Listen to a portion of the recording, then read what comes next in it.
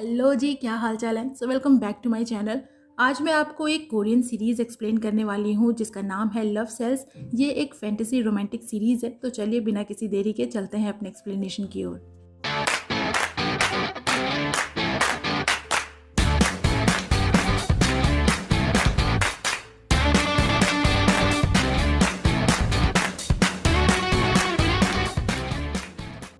Series की शुरुआत में मिलते हैं डे चोंग से, जो 27 साल का बेरोजगार इंसान है जिसके पास ना तो फैमिली है, ना दोस्त है और ना ही कोई गर्लफ्रेंड है, यानी एकदम बेकार। डे चोंग को लगता है कि वो पैदा ही क्यों हुआ, उसे पैदा ही नहीं होना चाहिए था। उसके पास एक बिल्ली है जिसका नाम है नेबी, जिससे वो बहुत प्यार करता है। उसकी लाइफ में उसकी लैंड लेडी भी है जो उससे हमेशा रेंट मांगती रहती है, जो डे चोंग कभी भी टाइम पे नहीं देता, पर फिर भी वो उसे घर से नहीं निकालती। ऐसी लैंड लेडी भगवान सभी को दे। एक दिन डेचोंग एक अजीब सी गुलाबी चीज हवा में उड़ते देखता है जिसे उसकी बिल्ली पकड़कर खा जाती है और खाते ही एक खूबसूरत सी लड़की बन जाती है और डेचोंग को बताती है कि वो उसकी लव सेल है, जो चाहती है कि डेचोंग एक महीने में किसी को डेट करने लग जाए, क्योंकि अगर ऐसा नहीं हुआ तो वो मर जाएगी और अगर वो मर गई तो अल्टीमेटली डेचोंग भी मर जाएगा। जो सुनकर डेचोंग डरता है पर बोलता है कि उसके जैसे लड़के को कोई लड़की डेट नहीं करेगी और उसका भी डेटिंग में कोई इंटरेस्ट नहीं है। जिस पे उसकी लव सेल, जिसे मैं नेबी ही बुलाऊंगी, बोलती है कि वो बस अपने बारे में ही सोच रहा है, जरा देर के लिए वो उसके बारे में भी सोचे। लोगों के लव सेल्स इंस्टॉलमेंट्स में मरते हैं, पहले जब उनका ब्रेकअप होता है और दूसरा जब वो साल भर इस वजह से डिप्रेशन में होते हैं और तीसरा जब वो ब्रेकअप के बाद सालों सिंगल होते हैं। पर वो तो बिना कुछ किए ही उसे मार रहा है, इसीलिए वो डिसाइड करती है कि वो डे चोंग की हेल्प करेगी रिलेशन स्टार्ट करने में और उससे उसके क्रश के बारे में पूछती है। पर डे चोंग की क्रश भी कोई ऐसी वैसी इंसान नहीं थी, बल्कि वो कोरिया की एक फेमस सिंगर थी जिसका नाम है सोरिन, जिसे लोग कोरियन गॉडेस भी बुलाते हैं क्योंकि वो बहुत ही एलिगेंट और सोफिस्टिकेटेड है। पर रियलिटी में सोरिन उससे बिल्कुल उल्टी थी। वो बाकी नॉर्मल लोगों की तरह ही अपना फेवरेट खाना खाती थी, जैसा कि आमतौर पर लोग आइडल से उम्मीद नहीं करते। लेकिन सोरिन डे चोंग की पहुंच से काफ़ी दूर थी, तो नेबी उसे एक रेस्टोरेंट में लेकर आती है और उससे उसके टाइप की लड़की चूज करने को बोलती है। जिसके बाद तो वो हर लड़की में बुराई ढूंढता है, जैसे कि कोई गुस्से वाली है, कोई नखरे वाली है, कोई कंप्लेनिंग है, वगैरह वगैरह।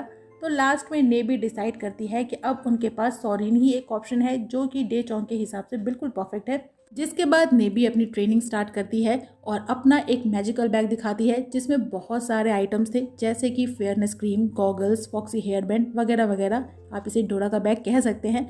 पर इन आइटम्स को वो बस एक बार ही यूज़ कर सकते थे। कुछ दिनों की ट्रेनिंग के बाद नेबी डे चोंग को सोरिन से मिलने भेजती है, पर उससे पहले वो अपने बैग में से निकालकर एक फेयरनेस क्रीम उसे लगाती है और बोलती है कि वो बस कॉन्फिडेंट होकर जाए। इस क्रीम को लगाने के बाद सोरिन बस उसे देखती रह जाएगी। उसके बाद डे चोंग आता है सोरिन से मिलने उसके कंपनी ऑफिस के बाहर, और जब सोरिन उसे देखती है तो सच में देखती ही रह जाती है और बाद में भी बस उसी के बारे में सोचती है। वहीं नेबी डे चोंग को लेकर कंपनी ऑफिस में घुस जाती है और सोरिन के मैनेजर का ध्यान भटकाती है। और वहीं डे चोंग जाता है सोरिन से मिलने, पर वो जैसे ही उससे मिलता है वो एक फैन का गिफ्ट देख रही थी, जिसे देखते ही वो बेहोश हो जाती है। जिसके बाद डे चोंग उसे हॉस्पिटल लेकर भागता है और नेबी मैनेजर को पूछने का मौका ही नहीं देती कि वो कौन है और यहाँ क्या कर रहे हैं। नेक्स्ट डे पता चलता है कि किसी ने सोरिन को एक ऐसी चीज़ सेंड की थी जिससे उसे एलर्जी है, जिस वजह से उसे हॉस्पिटल में एडमिट किया गया है। वहीं नेबी डे चोंग से बोलती है कि वो अभी सोरिन से मिलने हॉस्पिटल नहीं जाएगा, वरना उसे स्टॉकर समझा जाएगा। हालांकि डे चोंग जाना चाहता है पर नेबी के अगेंस्ट नहीं जा सकता। वहीं सोरिन को हॉस्पिटल में देखते हैं, जिसे एक एक्टर जिसका नाम है जी वॉन प्रेजेंट भिजवाता है और हमें पता चलता है कि वो दोनों रिलेशन में हैं और दोनों एक दूसरे को फेमस होने के पहले से डेट कर रहे हैं। और सोरिन चाहती थी कि जी वॉन उससे हॉस्पिटल में आकर मिले, पर वो लोगों के बीच में हाईलाइट नहीं होना चाहता था। एक दिन सोरिन का मैनेजर डे चोंग को कॉल करता है और उसे सोरिन के बर्थडे पार्टी में बुलाता है, उसे थैंक यू बोलने के लिए। जिसके बाद वो नेबी को अपने साथ लेकर पार्टी में आता है, पर यहाँ वो सोरिन और जी वॉन को किस करते देखता है, जो देखकर तो बेचारे का दिल ही टूट जाता है। पर एक्चुअल में जी वॉन सोरिन को किस नहीं कर रहा था, बल्कि अपनी मूवी के एक सीन की प्रैक्टिस कर रहा था। लेकिन डे चोंग को लगता है कि वो तो जी वॉन के आगे कुछ भी नहीं है। पर नेबी उसे हिम्मत हारने से मना करती है और बोलती है कि उसे कैसे भी करके जी वॉन को सोरिन से दूर करना होगा, और इसीलिए वो लोग वो सारी प्रिपरेशंस जो जी वॉन ने बर्थडे के लिए की थी उसे बर्बाद कर देते हैं। जो जब जी वॉन देखता है तो गुस्सा होता है और उसे वहाँ एक सनफ्लावर भी मिलता है। वहीं बाहर पार्टी में डे चोंग सोरिन से मिलता है, जो उसे थैंक यू बोलती है और मिलकर खुश होती है। लेकिन तभी जी वॉन डे चोंग के हाथ में वो सनफ्लावर देख लेता है जो वो सोरिन को देने लाया था, और सीधा उसके पास आता है और उससे पूछता है कि उसने उसका सरप्राइज खराब क्यों किया, वो कौन है और यहाँ कैसे आया। पर यहाँ सोरिन डे चोंग की साइड लेती है और बताती है कि डे चोंग ने उसकी जान बचाई है और उसने उसे पार्टी में इनवाइट किया है और डे चोंग को वहाँ से लेकर चली जाती है उसे अपने बाकी फ्रेंड से मिलाने के लिए। लेकिन तभी ने भी आती है और दोनों को पुल में धक्का दे देती है ताकि डे चोंग सॉरिन की जान बचाए और उस पर अपना इंप्रेशन डाल सके। पर यहाँ उल्टा होता है, सॉरिन की जगह डे चोंग ही डूबने लगता है तो सॉरिन उसे बचाती है और उसके लिए परेशान होती है। वहीं जी वॉन दोनों को इतना क्लोज देखकर जेलस होता है और इसलिए एक दिन सॉरिन को डिनर पे ले जाता है ताकि उससे बात करके अपने रिलेशन को बचा सके। दरअसल सॉरिन उससे नाराज होती है कि वो उनके रिलेशन को लेकर सीरियस नहीं है, वो उसे टाइम नहीं देता, इवन वो उससे हॉस्पिटल में मिलने भी नहीं आया। पर जीवोन चाह कर भी ऐसा नहीं कर पाता क्योंकि उसका मैनेजर उसे हर बार रोक देता है, जो नहीं चाहता कि जीवोन सॉरिन के क्लोज जाए क्योंकि उसे लगता है कि इससे जीवोन के फैंस नाराज हो जाएंगे। और यहाँ भी ने भी डे चोंग को लेकर आ जाती है और पहले तो वो दोनों उनका डिनर खराब करते हैं। और जब जीवोन पियानो प्ले करने जाता है तो ने भी अपने बैग से एक कैप्सूल निकालती है जिसे खाकर लोग एक दूसरे की कॉपी बन जाते हैं, यानी कि जुड़वा का सलमान खान समझो। तो ने भी उसका आधा डे चोंग को खिलाती है और आधा जीवोन के ड्रिंक में डाल देती है, जिसे पीने के बाद जब वो पियानो प्ले करने जाता है तो प्ले ही नहीं कर पाता क्योंकि डे चोंग उसे डिस्टर्ब करता है। कभी वो अजीब हरकतें करने लगता है तो कभी डांस करता है, जो देखकर सॉरिन वहां से चली जाती है और जीवोन को लगता है कि उसे भूत बाधा हुई है। वहीं बाहर सॉरिन जब अपने मैनेजर का वेट कर रही थी तो वो मिलती है डे चोंग से, जो उसे रोड साइड ढाबे पे लेकर आता है जहां सॉरिन अपना फेवरेट फूड जी भर कर खाती है। और जब लोग उसे पहचानने लगते हैं तो डे चोंग उसे लेकर भागता है और दोनों एक पार्क में आते हैं और यहाँ ने भी उसे एक मैजिकल गिटार देती है जिसे जब वो प्ले करता है तो सॉरिन उससे इम्प्रेस होती है। लेकिन अगले ही दिन दोनों की फोटो पेपर में आती है और ये कहा जाता है कि सॉरिन किसी को सीक्रेटली डेट कर रही है। तो इस रूमर से बचने के लिए सॉरिन की कंपनी डे चोंग को उसका मैनेजर बना देती है और स्टेटमेंट देती है कि सॉरिन जिसके साथ थी वो उसका नया मैनेजर है। और बाकायदा दोनों का एक एपिसोड का शो भी दिखाते हैं, दोनों की बॉन्डिंग कितनी स्ट्रांग है ये बताने के लिए, और डे चोंग का इंटरव्यू भी लेते हैं और इसी के साथ वो रूमर शांत हो जाती है। उसके बाद से डे चोंग सॉरिन का मैनेजर बन जाता है और हमेशा उसके साथ होता है और सॉरिन भी उसे कहती है कि वो हमेशा उसे अपने साथ चाहती है। लेकिन जीवोन ऐसा नहीं चाहता और इसीलिए एक दिन डे चोंग को बोलता है कि वो सॉरिन से दूर हो जाए और एक तरह से उसे धमकाता है कि अगर लोगों को दोनों की सच्चाई और सॉरिन के सीक्रेट्स पता चले तो अच्छा नहीं होगा। पर डे चोंग पहली बार कॉन्फिडेंटली बोलता है कि वो सॉरिन को नहीं छोड़ेगा और उसने उससे प्रॉमिस किया है और वो भी उसके बारे में ऐसा ही सोचती है। लेकिन नेक्स्ट डे एक रूमर आती है कि सॉरिन के सारे गाने चोरी के हैं, जिस वजह से लोग सॉरिन के बारे में नेगेटिव कमेंट करना चालू कर देते हैं और डे चोंग को लगता है कि ये काम जीवोन का है तो वो उसके पास जाता है। पर जीवोन इसमें उसका हाथ होने से मना करता है और उन्हें पता चलता है कि ये काम उनके म्यूजिक कंपोजर का है, जिस वजह से जीवोन उसकी पिटाई कर देता है और उसके कन्फेशन को रिकॉर्ड करके नेक्स्ट डे मीडिया में दे देता है। पर वो कंपोजर उल्टा जीवोन के ऊपर मार पिटाई का केस करता है, जिस वजह से लोगों की नज़रों में जीवोन और हीरो बन जाता है कि उसने सॉरिन के लिए अपने करियर को दांव पे लगा दिया।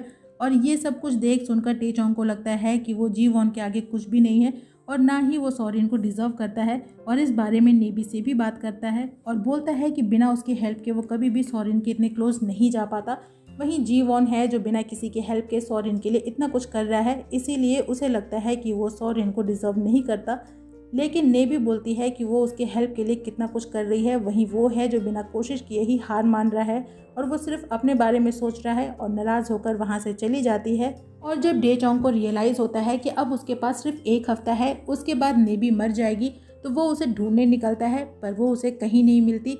जिसके बाद वो नेबी के बैग में से एक चश्मा निकालता है जो एक तरीके से जीपीएस की तरह काम करता है, जो आपको लोगों के अता पता के साथ साथ वो क्या सोच रहे हैं ये भी बताता है, जिसकी हेल्प से वो नेबी को ढूंढ लेता है और उसे सॉरी बोलता है सेल्फिश होने के लिए और कहता है कि अब से वो जो कहेगी वो वही करेगा।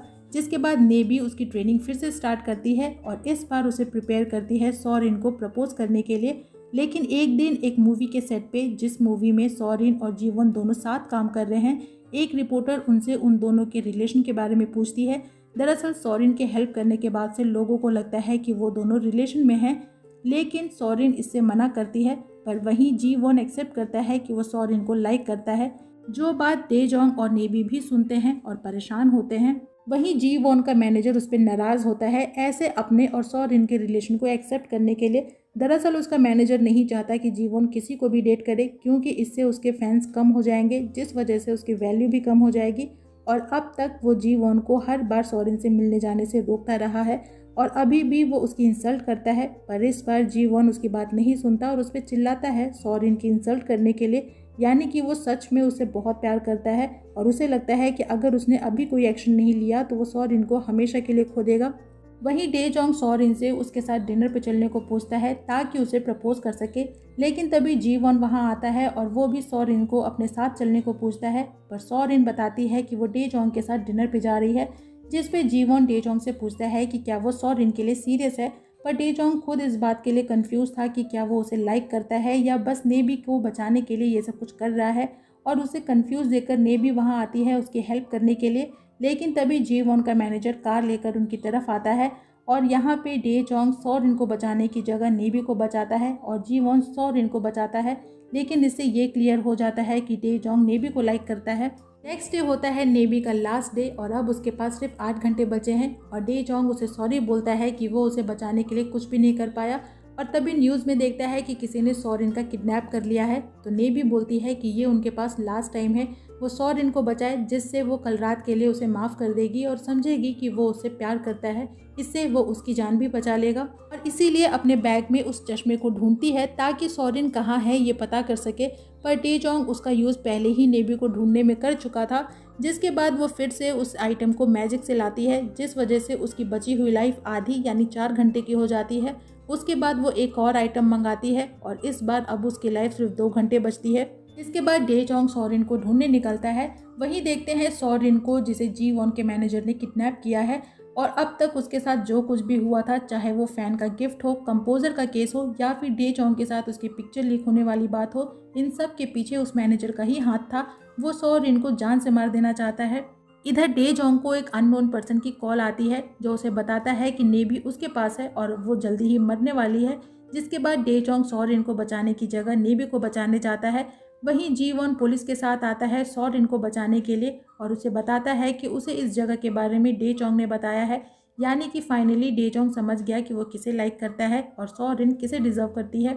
इधर जब डे जोंग नेबी को बचाने पहुंचता है तो यहाँ वो मिलता है किंग ऑफ रोमांस से, नहीं शाहरुख खान से नहीं, इसे लव सेल हंटर भी कहते हैं, जो नेबी को मारना चाहता है। पर डे जोंग उसको रोकने की कोशिश करता है, लेकिन हंटर के आगे उसकी एक नहीं चल पाती, तो वो उससे बेग करता है नेबी को छोड़ देने के लिए। पर हंटर बोलता है कि उसे इसके बारे में पहले सोचना चाहिए था, अगर उसने पहले ही किसी से प्यार कर लिया होता तो आज नेबी जिंदा होती। उसके बाद वो नेबी को मार देता है, जिसके बाद डे जोंग की कैट यानी रियल नेबी वापस आ जाती है। ऐसे ही उस इंसिडेंट को हुए 6 महीने बीत जाते हैं और अब सॉरिन और जी वॉन एक दूसरे को डेट कर रहे हैं और उन्होंने अपना रिलेशन पब्लिक भी कर दिया है।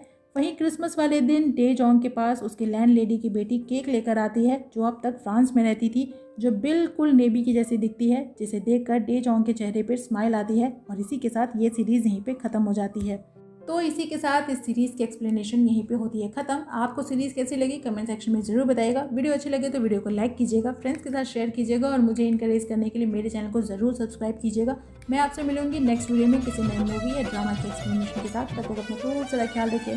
सायोनारा।